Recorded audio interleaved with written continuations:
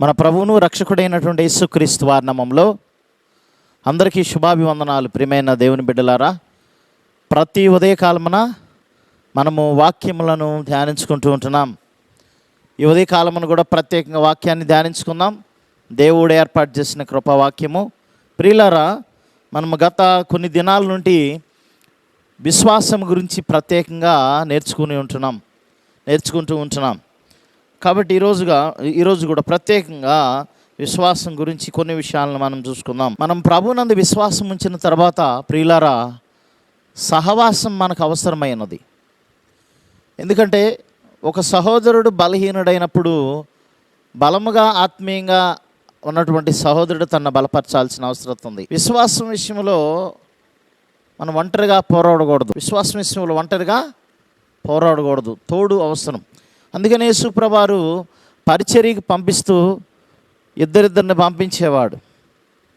ఎందుకంటే ప్రియులారా, ఒకరు ప్రోత్సహించుకుంటారు. మనం గమనించినట్లయితే ప్రియులారా చూడండి, హెబ్రీయులకు రాసిన పత్రిక 3వ అధ్యాయము 12-15 వచనాల నుంచి మనం గమనించినట్టు అక్కడ, సహోదరులారా, జీవము గల దేవుని విడిచిపోనట్టు విశ్వాసం లేని దుష్ట హృదయం మీలో ఎవని యందైనను ఒకవేళ ఉండినేమని జాగ్రత్తగా చూసుకొనుడి. నేడు మీరు ఆయన శబ్దం విని ఎడల కోపం పుట్టించినప్పటి వలె మీ హృదయములను కఠినపరచుకొనకూడని ఆయన చెప్పాను గనుక, పాపం వల్ల కలుగు భ్రమచేత మీలో ఎవడను కఠినపరచుకొనకుండున్నట్లు నేడు అనబడి సమయం ఉండగానే ప్రతిదినము ఒకరినొకడు బుద్ధి చెప్పుకొనుడి. ప్రియులారా చూడండి, ఇక్కడ మరి అంతేకాదు, ఏలయనగా మొదటి నుండి మనకున్న దృఢ విశ్వాసం అంత మటుకు గట్టిగా చేపట్టిన ఎడల నే క్రీస్తులో పారివారమైందని అన్నాడు. ఇక్కడ ఏమన్నాడంటే ప్రియులారా, నేడు అనబడి సమయం ఉండగానే ప్రతిదినం ఒకరినొకడు బుద్ధి చెప్పుకొనుడి అంటున్నాడు. అంటే విశ్వాసం విషయంలో ఒకరినొకడు ప్రోత్సాహపరుచుకోమని చెప్తా ఉన్నాడు. విశ్వాసం మరి బలపరచబడాలంటే సహ విశ్వాసుల యొక్క తోడ్పాటు ఎంతైనా అవసరమైనది. అంతేకాదు, మరి దేవుని సేవకుల నుంచి కూడా మనకు అవసరమైనది.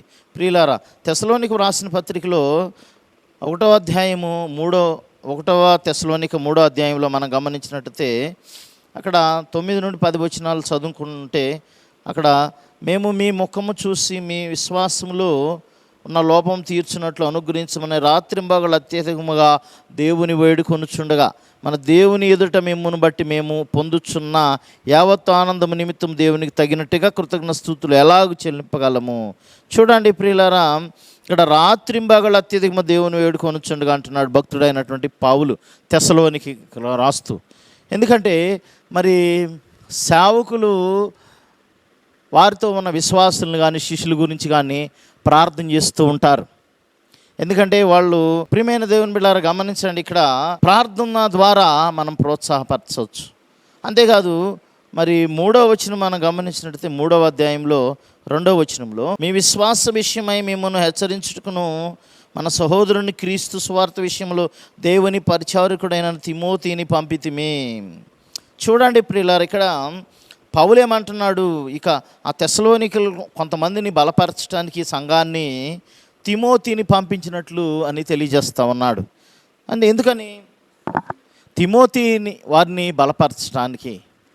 ఎందుకంటే మరి ఒక్కొక్కసారి విశ్వాసం విషయంలో బలహీనలు కాకుండా ఉన్నట్లు మరి ఆ రీతిగా మరి చేయటం జరుగుతూ ఉంటుంది.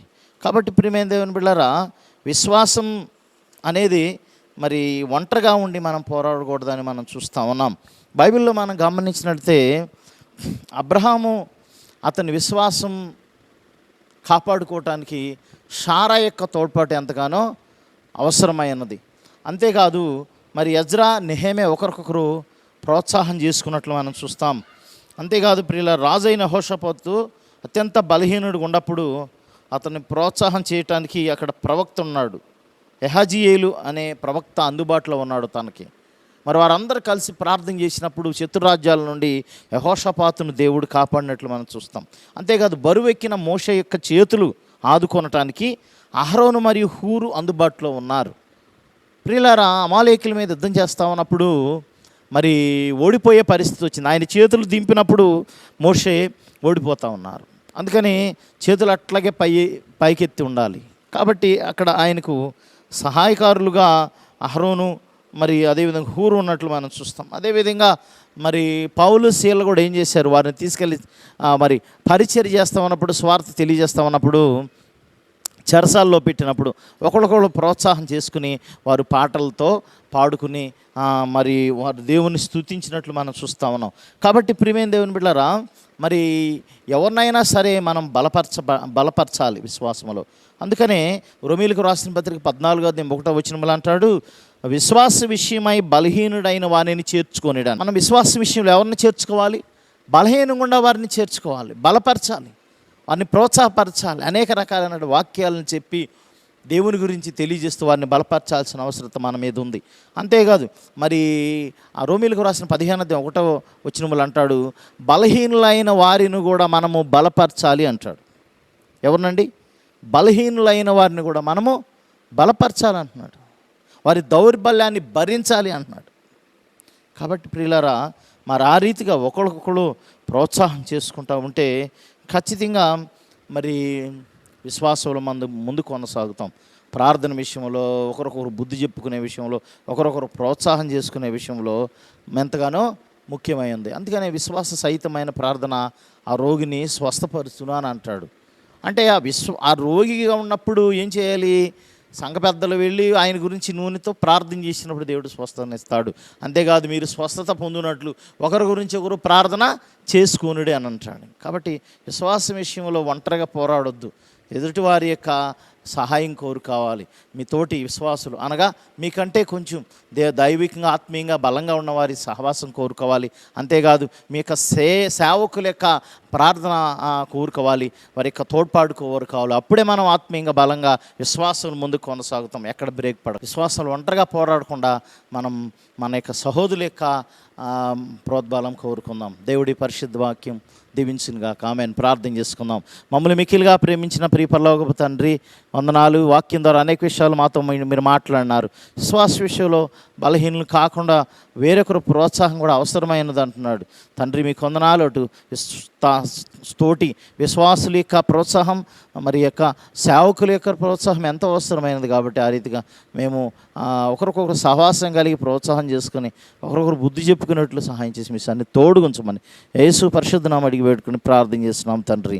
ఆమేన్. మన తండ్రి అయిన దేవుని ప్రేమ, ప్రభువైన యేసుక్రీస్తు వారి కృప, పరిశుద్ధాత్మని సహవాసం ఇక్కడ చేరి మనకును సకల పరిశుద్ధులకు ఎల్లప్పుడూ తోడే నడిపించునుగాక. ఆమేన్. అందరికీ వందనాలు ప్రియులారా. మరి కొద్ది కాలాన్ని కలుసుకుందాం. అప్పటి వరకు దేవుని కృప, దయ, కనికరం మీ మీద ఉండునుగాక. God bless you all.